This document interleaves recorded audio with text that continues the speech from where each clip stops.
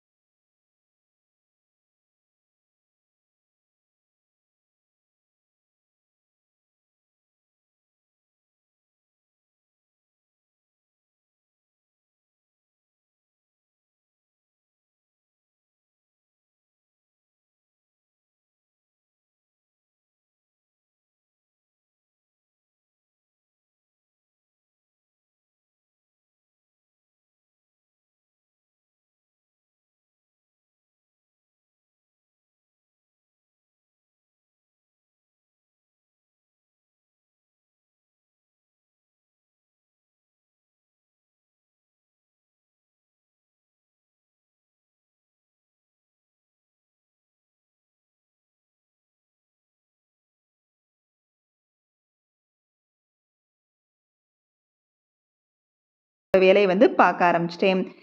நல்லா வாஷ் பண்ணி வச்சுட்டு உடனே நைட்டு டின்னருக்கு தேவையான பெரிய வெங்காயத்தையும் புதுசாக சாப் பண்ணி பார்ப்போம்னு சொல்லி அதையும் ட்ரை பண்ணி பார்த்துட்டேன்.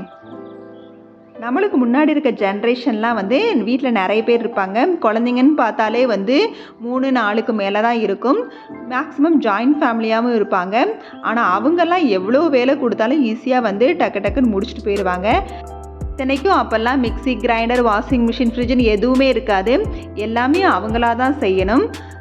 அப்படி இருந்துமே அவங்க அதெல்லாம் வந்து ஒரு பெரிய விஷயமா எடுத்துக்க மாட்டாங்க. ஆனால் இப்போ நம்மளோட காலகட்டத்தில் என்ன அப்படின்னா, ஒரு சின்ன வேலையை கூட எப்படி ஈஸியாக செய்யலாம் அப்படிங்கிற மாதிரி தான் ஒவ்வொன்றையும் வந்து நம்ம யோசிக்கிறோம். அதுக்காகவே யோசிச்சு நிறைய பொருளை தேடி தேடி வாங்குகிறோம். அப்படி இருந்துமே அதை என்னமோ பெரிய வேலை மாதிரி நினச்சி நான் இவ்வளோ வேலை செஞ்சேன் அவ்வளோ வேலை செஞ்சுருக்கேன்னு சொல்லி அதுக்கு ஒரு அரை மணி நேரம் வந்து ரெஸ்ட் வேறு எடுப்போம். இந்த மாதிரி தான் நம்மளோட லைஃப் வந்து லீட் பண்ணிகிட்ருக்குறோம். நம்மளே இப்படின்னா இன்னும் வர காலத்துலலாம் நினச்சி பார்த்தா நம்மளே பரவாயில்லன்னு தோன்ற அளவுக்கு இருக்கும் போல். இதெல்லாம் நினச்சி சந்தோஷப்படுறதா கஷ்டப்படுறதான்னு கூட தெரியலை. ஏன்னா அந்தளவுக்கு டெக்னாலஜி டெவலப் ஆக நம்ம வந்து சோம்பேறி ஆகிக்கிட்டே தான் இருக்கும்.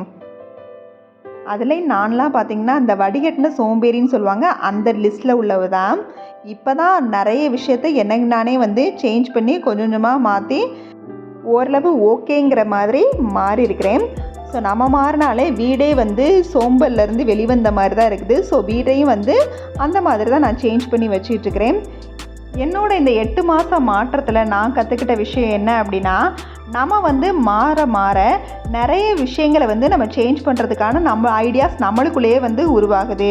நான் ஃபஸ்ட்டு நிறைய யூடியூபர்ஸை பார்த்து தான் வந்து நிறைய மோட்டிவேட்டை வந்து எனக்குள்ளேயே ஏற்படுத்தி நிறைய விஷயங்களை வந்து பார்த்து வீட்டை க்ளீனாக வச்சுக்கிறது அந்த மாதிரி வந்து பார்த்து செஞ்சுக்கிட்டு இருந்தாலும் நிறைய ஐடியாஸ் இப்படி நம்ம மாறுறதுனால நம்மளுக்குள்ளேயே வந்து உருவாகுது. ஃபுட்டில் கூட ஒவ்வொன்றையும் வந்து கான்சன்ட்ரேட் பண்ணி தான் நான் வந்து ஒவ்வொரு விஷயத்தையும் வந்து செஞ்சிகிட்ருக்கிறேன். ஏன்னா அந்த அளவுக்கு வந்து ஒரு கெமிக்கல் நிறைந்த உலகத்தில் வந்து நம்ம வாழ்ந்துகிட்ருக்குறோம். ஸோ அதனால் நம்மளால் முடிஞ்ச அளவுக்கு நம்ம வந்து எப்படி ஹெல்த்தியாக நம்மளோட லைஃப்பை வந்து லீட் பண்ண முடியும் அப்படிங்கிற மாதிரி சின்ன சின்ன விஷயங்களை நம்ம வந்து ஃபுட்லையும் கொண்டு வந்துட்டோம்னா ஓரளவு ஃபுல்லாக இல்லை ஓரளவு ஒரு ஹெல்த்தி லைஃப்பை வந்து நம்மளுக்கு வாழ்ந்த மாதிரி இருக்கும். இந்த மாதிரி நிறைய விஷயங்களை வந்து என்னையும் நானே வந்து மாற்றிக்கிட்டு இருக்கிறேன். முடிஞ்ச அளவுக்கு அந்த காலத்தில் மாதிரி நம்ம ஓரளவாக சிறுதானியங்களை வந்து நம்ம யூஸ் பண்ணி பழகுவோம். என்னதான் நம்ம வந்து பறந்து ஹரிபரியாக வேலை செஞ்சாலும் நம்மளையும் சரி நம்மளோட குடும்பத்தில் இருக்கவங்களையும் சரி நான் அடிக்கடி வீடியோவில் சொல்கிற மாதிரி தண்ணி அதிகமாக எடுத்துக்கணும். இதை குடும்பத்துக்கு கொண்டு வர பழக்கம் வந்து லேடிஸ் கையில் தான் இருக்குது.